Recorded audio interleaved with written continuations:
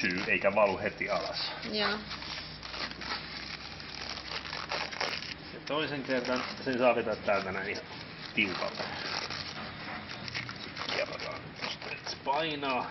Eli tässä saa olla puristusta. Onkohan mulla niin paljon puristusta? Kyllä sulla on. Me luotetaan sun tässä asiassa.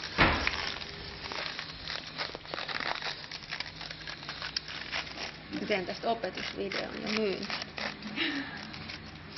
Mikä saa sit royaltit? On se muuten aika kivan näköinen, ihan kuin sellainen sairaalan pikkuhoitaja, kun se on tommoset töppöset.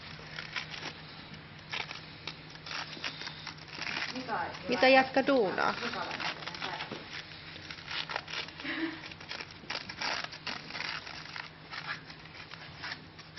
Noin. Nyt meillä on kauheankin alusta siinä. Nyt meillä on tää valmiina. Tää tähtitorttu. Meidän ei tarvitse laittaa se tuohon. Vitsi.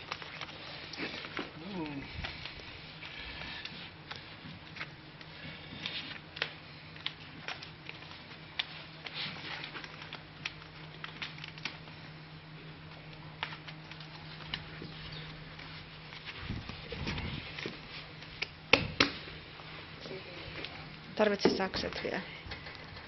Ei, niin tässähän on mun kainalossa.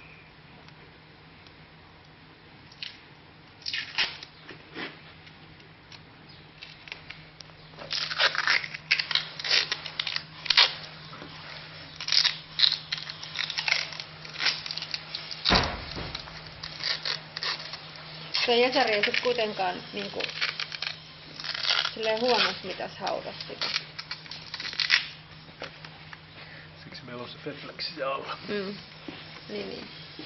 Näin. Tää Fetflex ei saa ihan vapaasti koskettaa tänne joka puolelle. Tätä ei mielellään kosketuksiin tuonne, se ärsyttää sitä. Joo, se niin on.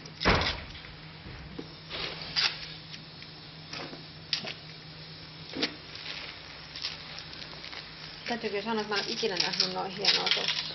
Ootteko te?